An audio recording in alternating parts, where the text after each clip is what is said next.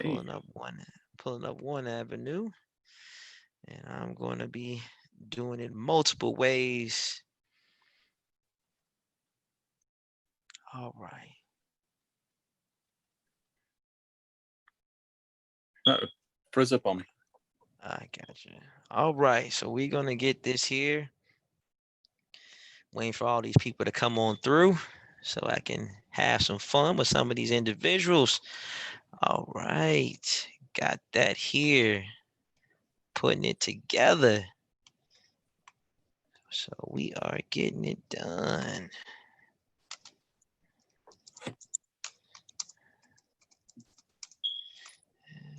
Running for the State House of South Carolina. Gotcha. Excited. Always like having on I new. lost you again. Can you hear me better? All right. Am I good? All right. Boom. All right. Can you see me? Good. Everybody's good. Getting all the people coming in. We're rocking and rolling here at the Logan Power Show. Hey, so we're getting it down. People come on through, come on through, come on through. All right. Hey, everybody. Welcome to the Logan Power Show. It's me, your host, Calvin Logan. I don't know about you, but June the 9th is a very pivotal moment for the state of South Carolina and across the nation. We at the Logan Power Show. We try to bring on anybody that is running for any type of walk of different type of sectors of different parts of legislative to come on the Logan Power Show. So we got a first time person guest here in the Logan Power Show. He's running for State House of South Carolina, the one and only Mr. Jordan Pace. How you doing, sir? Doing good, Logan. How about yourself? I'm doing good. I got no complaints here. No complaints at all. Uh, for those that not be unaware of the magnitude of what this position does entail, can you explain Yeah, to the people what would that position would entail and why are you running? yeah, sure. So I just saw this weekend Disney Plus added Schoolhouse Rock. So if anybody grew up watching Schoolhouse Rock, everybody know how laws become a bill. We sing song.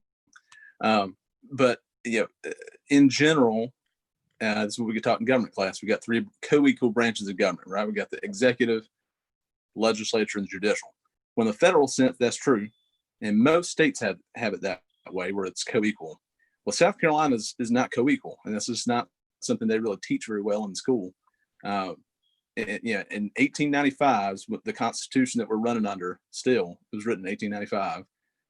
And if you're familiar with history at all, you could probably take a guess that the legislature in 1895 was not the most diverse crew uh, you could think of. Right, it was pretty monochromatic, and it was written in a way to enshrine a certain group of people maintain power. So the legislature in South Carolina is far, far more powerful than any other branch of government in the state. The executive branch is a far distant second, and the judicial branch is essentially subservient to the legislative branch, like to the legislature.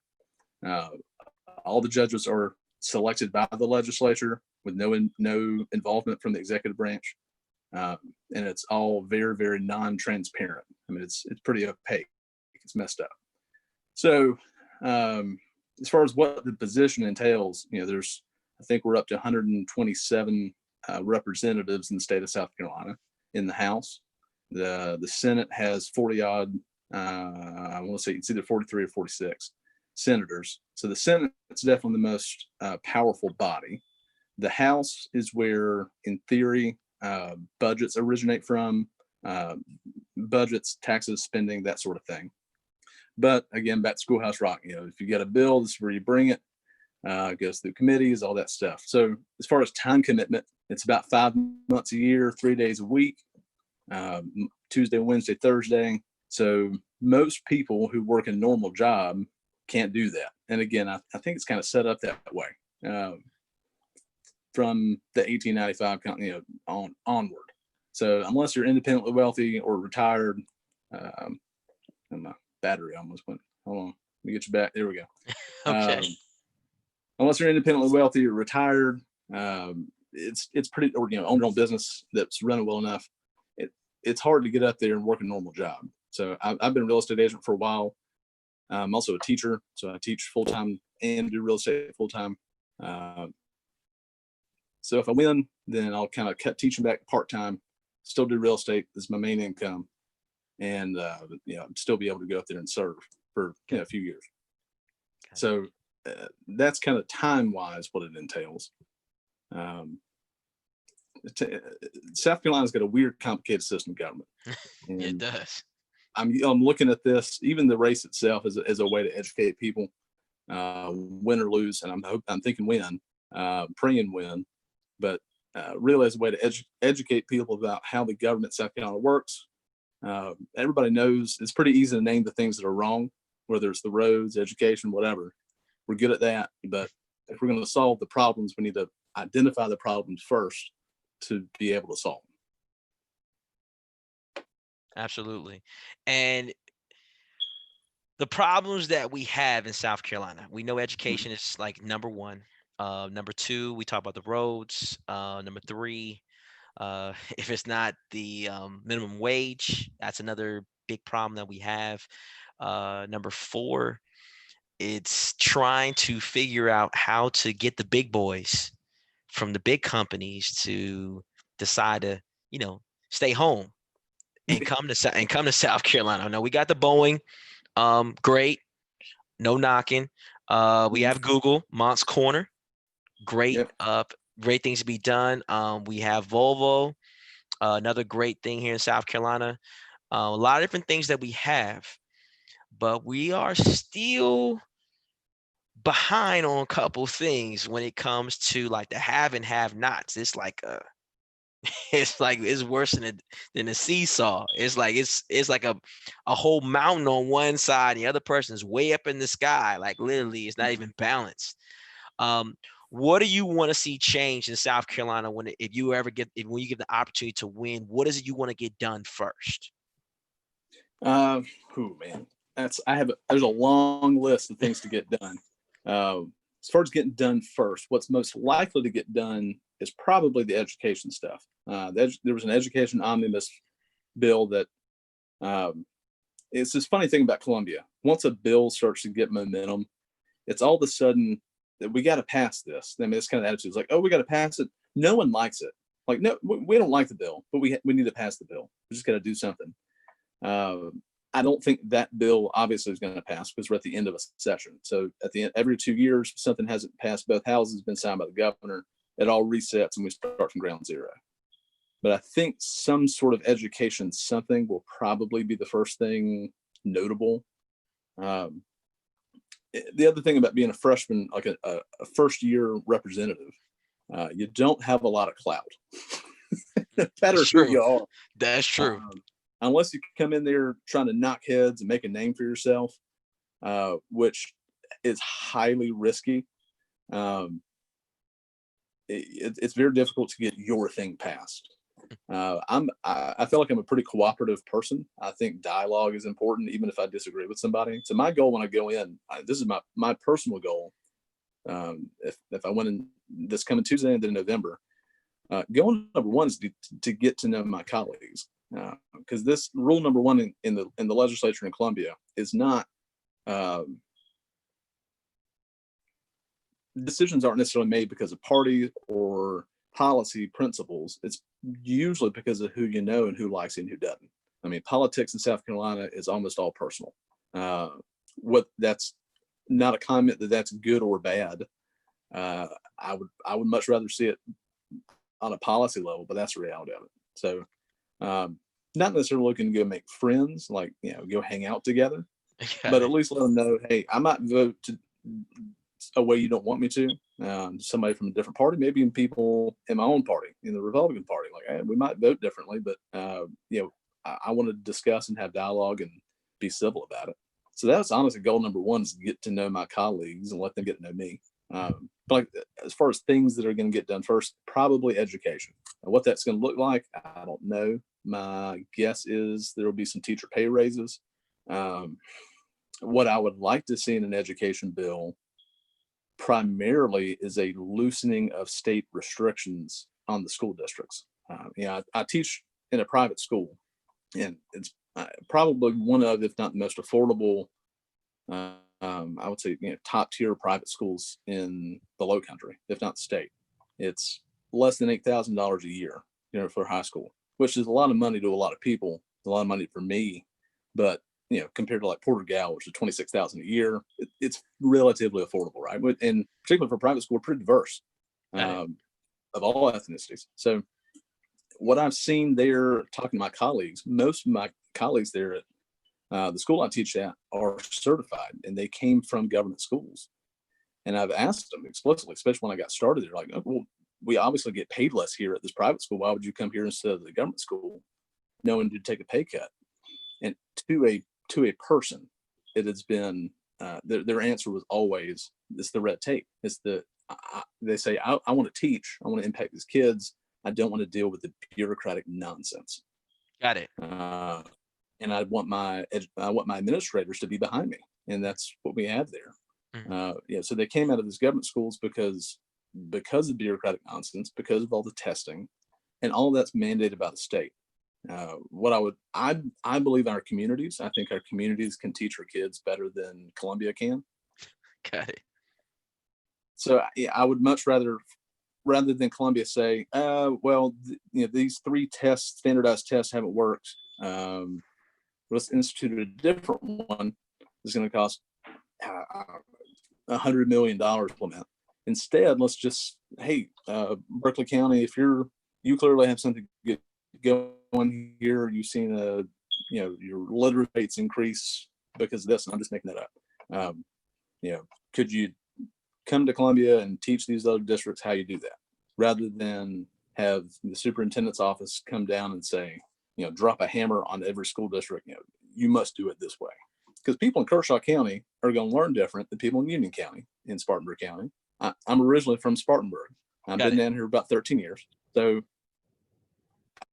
I think I have a little bit of authority to look and see how the cultures are different. And I think our communities can figure it out better than Columbia can. So that's what I would like to see in an education bill, is more local autonomy. And that really goes down to the family level. And this is I know, almost like a cuss word amongst education advocates, but the dreaded school choice word.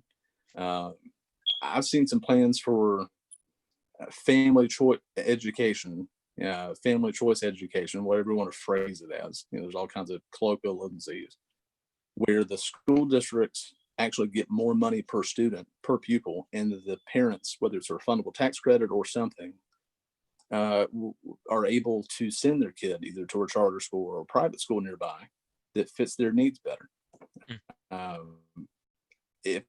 Particularly if it does it away from the school district's funding, I don't have a problem with that. I think that's a good idea. Communities, like I said, communities can teach their kids better. Families can make the decisions for their kids better than the state can. That's my philosophy. Got it. Being in education. So got it. That's what I like to see in the education bill. Sure, education bill. That's a good one. And for those that don't know, Porter-Gaud is about 26,000. Ashley Hall, that's about the 20s. Charleston Collegiate, another 12, 15. So $6,000 to $8,000.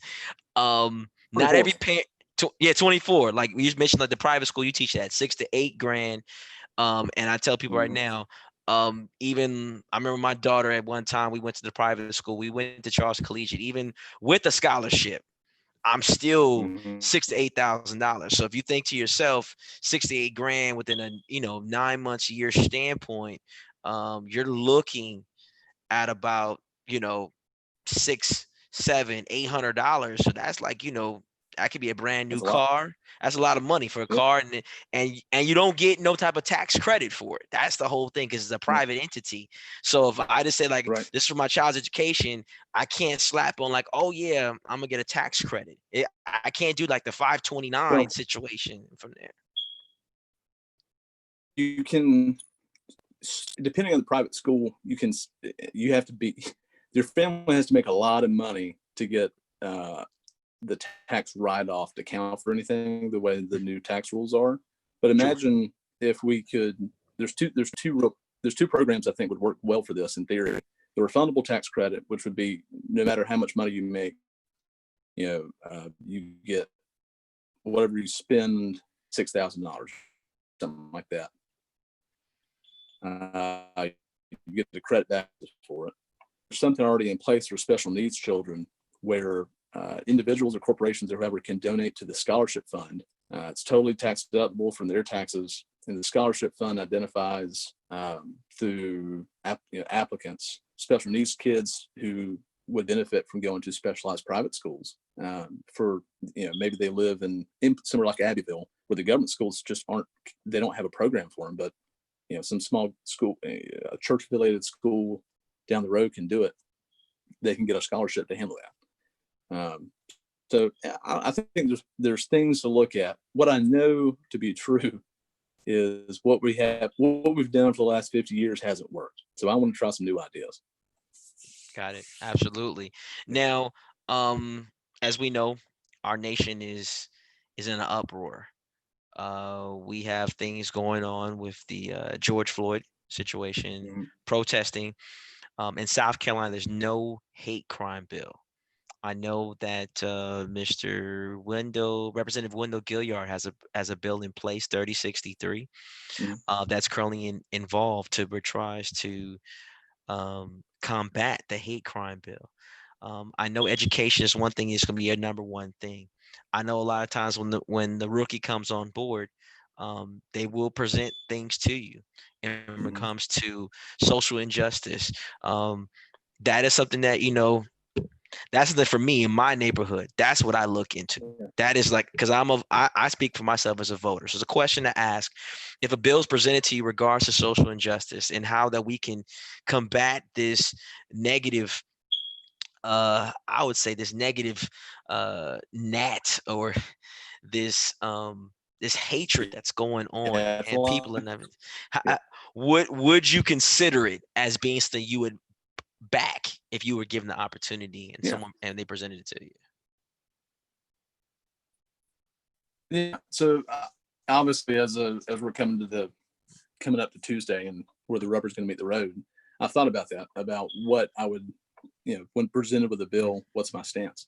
So in my general stance on any bill that's presented to me is, if some colleague came up to me and said, "Here, will you sign on to this, or will you vote for this?" My standard position on everything is going to be no, until you convince me otherwise. So I want to listen to everybody. I'm open. Whatever the bill is, I want to hear it, specifically what it does.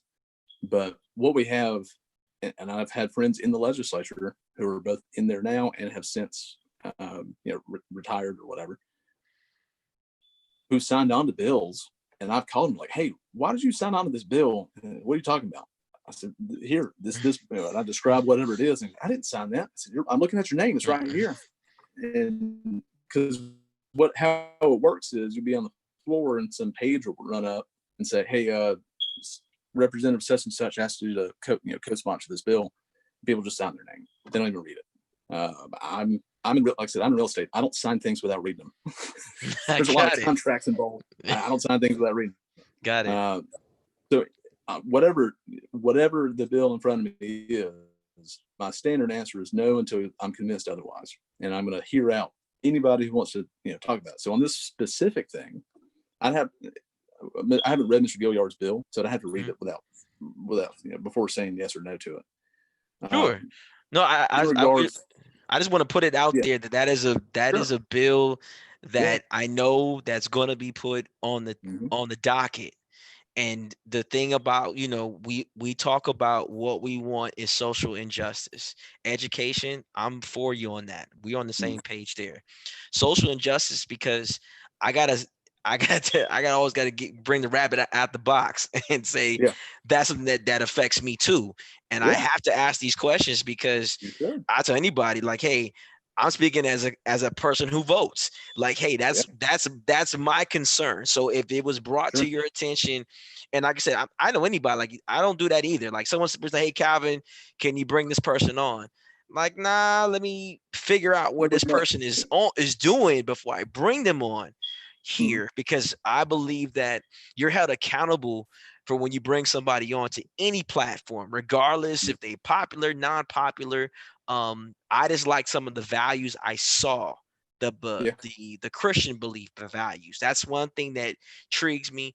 I looked a little couple things. Education is something I look upon because my kids go to school, but I Mhm. have to always address social injustice. So that's why Yeah. it's just saying like, hey, it may come up, Yeah. but I just wanted to ask that question. Yeah. And absolutely. And I try to frame, one of the things I teach at the school is Bible, right? It's one of the things my bachelor's degree is in, like, Christian theology. So I try to frame everything I can based on biblical principles.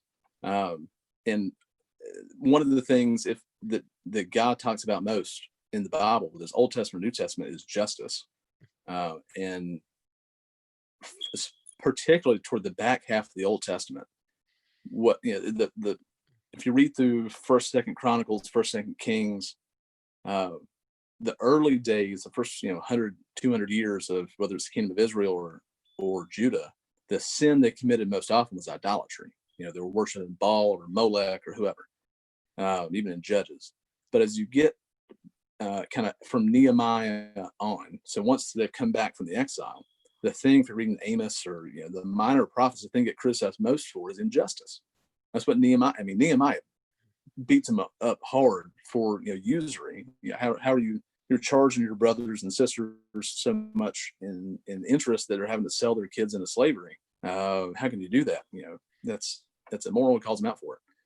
So that's the two big things, particularly in the Old Testament, is idolatry and injustice. That's what all sin boils down to. So yeah, justice is a huge deal. It's just how do we navigate, and are we going to navigate with biblical principles or through here's the reality of it, and a lot of people don't want to hear this. There's a tension. I think a fight for the soul of the angst that's going on right now is, do we apply biblical principles to try to find justice, or do we apply more of the Marxist other side of the background, the roots of this? Because there's two heads to the movement. There's the biblical justice and the Marxist side, which wants to redistribute wealth and everything else, which I would view as taking advantage of a crisis. Which again, I'm biased a little bit because I look at history and see that's been the philosophy of socialism for its entire history, and that's what Lenin and Alinsky and all the kind of the thinkers of those movements have said is, if there's a crisis, take advantage, like push your agenda. So that's my biggest fear of all this is we have an opportunity to really make strides for biblical justice and equality before the law, which I think we've been making. Not to say we've arrived. If you look back 100 years, things have gotten better than from today than 100 years ago, even 50 years ago. I'm not saying that as a means to excuse what's happening, especially the last few weeks. I think that's God pointing out to us, there's still a lot of room for improvement. But I think we need to be aware of that. And that's what I've been trying to urge folks, especially Christian like believers, is we have to be like the tribe of Issachar. The tribe of Issachar, and I think Second Chronicles, it said, they lived on the road between Babylon and Assyria and Egypt. So all these superpowers were always traveling with their armies in between. And so the tribe of Issachar, they were aware of their surroundings, and they knew what had to be done. All right, so that's what I've been trying to keep in mind, especially as all this is going on, is we need to identify the issue, like we were saying earlier, identify the issue and go after that issue without letting that be grabbed up by some other group with other intention. Absolutely. We always don't want to lose the narrative of what we have. This is a time where we have to be like the Church of Acts. We have to stand up more in a righteous situation. We have to bond ourselves together as believers. Kind of a lot of times people try to mix Old Testament and New Testament and try to make it fit. But you have to understand that Jesus dying on the cross for the sin and pretty much wiped out that Old Testament belief, but the Old Testament covenant still applies to New Testament situations. It's like don't forget, if you're the seed of Abraham, then you're entitled for certain rights, for blessings, but there's a responsibility, righteousness, is always spoke about, to being righteous, to being meek, to being humble, but you stand for what you believe in. And Yeah. that was Jesus's mission. It was always teaching about the kingdom and to Hmm. making sure that we as believers talk about the kingdom, and we're not just focused on me and my house only. Take up your cross and follow me. Yeah. The cross symbolization, we have to understand that that is your walk, your life. Your cross is different than somebody else's. I couldn't Hmm. say Jordan and my cross is going to be the same, because keep in mind, um, he doesn't know my journey. I don't know his journey. We're getting to know each other. So I couldn't say that his cross is going to be the same one. But if we are believers, you're supposed to iron, supposed to sharpen iron. You're supposed to Hmm. be able to uplift your brother in the faith. But you're always to correct one another, hold each other accountable, because you are held responsible. Now you do have a believer's mentality coming into South Carolina. Now, South Hmm. Carolina politics in most cases It's sort of brutal. goes against sometimes your own belief Yeah. system.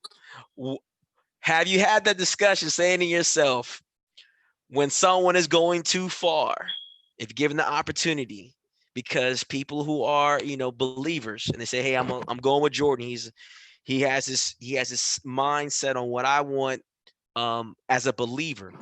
When has when is too far going too far? Because you mentioned, I Hmm. want to get to know my colleagues, definitely want to know who your counterparts are, but when can you say, like, to yourself, you're gone too far in the deep end, I'm not going this far with you? Have you got Yeah. like a certain guideline saying, hey, once we hit here, I got to show you where I stand? Oh yeah. And but when I say I want to get to know them better, I mean that like on a personal level. Sure, Not absolutely. that. Yeah, that doesn't necessarily mean I'm going to vote the way they want me to vote. In fact, stronger possibility is I probably won't vote the way most of my colleagues want me to vote when I get up there. Because yes, what Einstein's definition of insanity is: you keep doing the same thing over and over again, expect different results. Um, this standard up there is, if you present a bill to anybody, they're going to say yes unless you can convince them otherwise. So I'm trying to come in and flip that, uh, without being a jerk about it. So I imagine a lot of times that conversation is going to be like, "Hey, Jordan seems like a nice guy. Let's go get him to sign on my bill," and I'm gonna have to smile and turn him down and ask him if I can buy him a cup of coffee or let's go out to lunch. Yeah, not going to be easy. I know this. So I work for my opponent accused me of working for a militant. I'm trying to some sort of like militant organization. It was a nonprofit, um, where we try to educate voters about issues, and we fought gas tax. We fought tax hikes and stuff. Apparently that's militant. I don't know, but the when I was doing that, I was working. There were other chapters all across the country, and there were some guys I was talking to at like a national meeting. We were all at headquarters. Some guys in Louisiana and in New Jersey, right? So they were telling kind of like a war story. It's like, oh, let me tell you about this crazy stuff that happened in New Jersey or Louisiana. So I listened to their stories and I said, well, let me tell you about South Carolina. And I told them a couple things that are like in South Carolina, it's legal for a sitting legislator to essentially be a lobbyist at the same time. A legislator can be in contract with the lobbyist principal, and that contract never has to be disclosed unless the legislator feels like they're not getting their due amount of compensation. Then it can be disclosed. That's it. I mean, that's in the law, and we can never know about it, right? So it's legal for a legislator to be lobbyists. That's why we don't see that many lobbyists in the state house. Uh, so I told them stuff like that, and they were blown away. Yeah. So South Carolina we have a lot of ethics issues. That's certainly on my list. Disclosure stuff, but yeah, I'm walking into this with my eyes wide open. I, I've worked up there in Columbia a little bit, like I said, on some policy things, and I'm aware. And my battery keeps trying to die on me. I have to plug in. Don't Um, worry about it. I'm aware of what's going on, and it's not something I can do on my own. Let's just say that it's going to take a lot of prayer on my part and prayer on other people's parts for me. But it's what I feel equipped to do it. That's what I tell my students. Like, if you see an issue, you see a problem, you feel, and you're equipped to try to do something about it, it's your responsibility. That's, God calls you by equipping you. Whether you succeed in that or not, that's not the point. It's about obedience, not success. Absolutely. Now, ladies and gentlemen, on June the 9th is your decision to make who you feel is comfortable to select. Here at the Logan Power Show, I've reached out to whoever so would come on. So I do apologize, we couldn't get everybody, but we just got one. Because I'm like this. It's like this. I know for me, you can't know everybody. I'm being straightforward with you, and I'm the kind of person that if I'm going to vote, got to figure out who the heck I'm voting for, because you could have Daffy Duck, you could have Goofy, you could have Mickey Mouse, you can have Scrooge McDuck on the ballot. It sounds great, fantastic. Send me stuff in the mail, give me the highlights, but I got to dig a little deeper. I got to figure out who it is, because when these people on the side of my road or to the cars say, who is Jordan Pace, who's Kathy Landing, like, who are some of these people who are running? Because I don't have a clue of all these individuals. I'd be lying to somebody like, oh yeah, I know that person. No, I don't know that person. I don't, because they just came on the docket. I just don't know. But I got to interview these people, because here at the Logan Power Show, our job is to put the people an option. Either choose yes or no. Like, hey, I'm good with him, or hey, he may not be the right person for you, but at least I got a dialogue with Mr. Pace, so that, say for instance, I find out more things. Then I can say, okay, yeah, now I'm knowing about how this politics work, so that we can build. That's how I look at it. It's all about building. I want to build relationships, because he's an educator. I like educating myself and others too. And I definitely want to go education full time. I'm thinking about it as well. So you got to know where this is coming from, is that he's a realtor. So he's able to time management. So it's like myself, I'm time managing my time. Final I thought. don't sleep much. Yeah. I get that's it. Like, people who work hard, like the work hard situation and play hard, I think it's a motto I have in my home.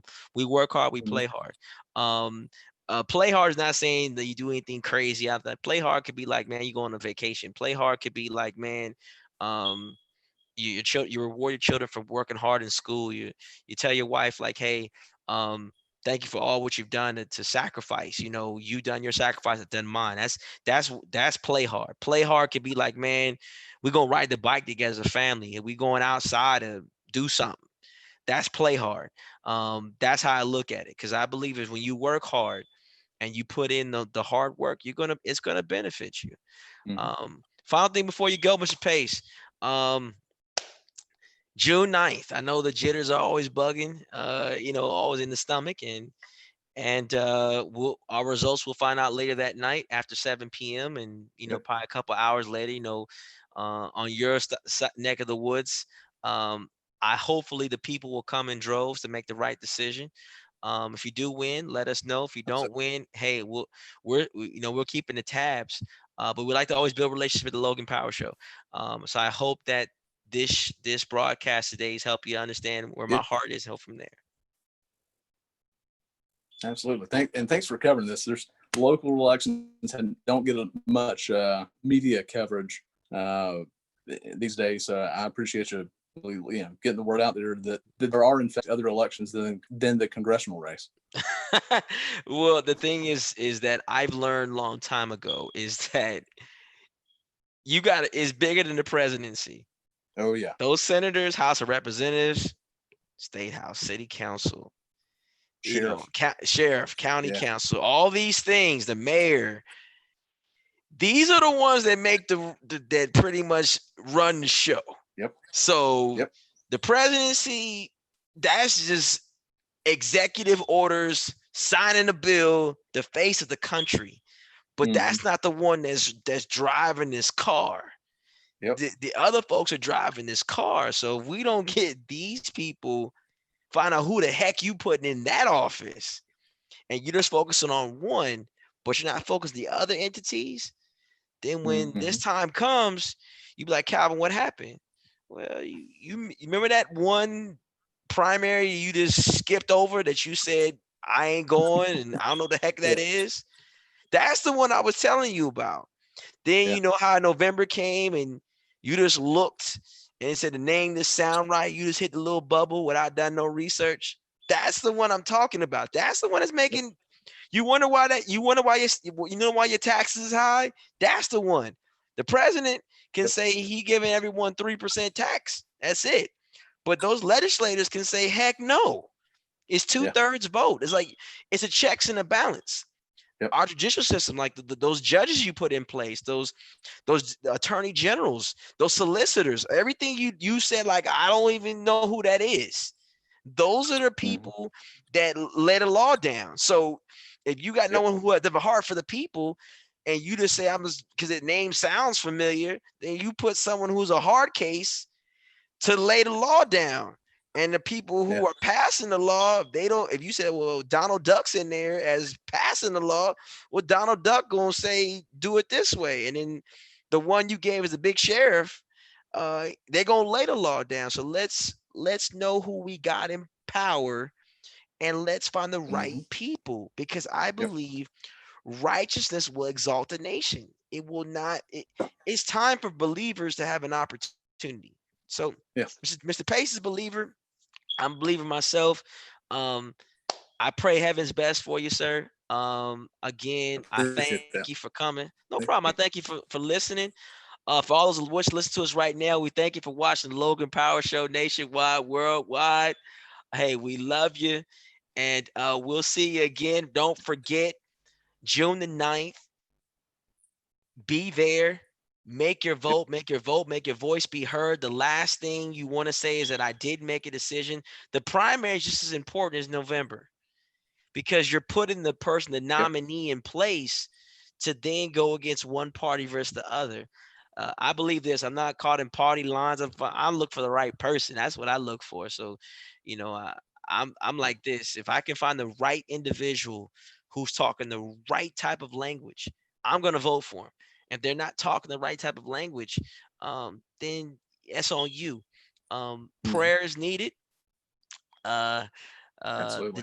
Jesus said, render unto Caesar what is Caesar's, but what's under to me is under to me. So if Caesar says there's taxes, Caesar says there's voting, then you're responsible for putting the right person in place. You cannot tell God that, God, I don't know what's happening. God gonna say, you remember the time that I told you to vote and you sat your big hump head at the house and sat there, said, I'm not voting. You made your choice. You said, I'm not voting. So that was your choice. That was your decision. So live with it. So that's what I want you to know. So, hey, I appreciate y'all. We'll see you soon. Thanks to the Logan Power Show, nationwide, worldwide.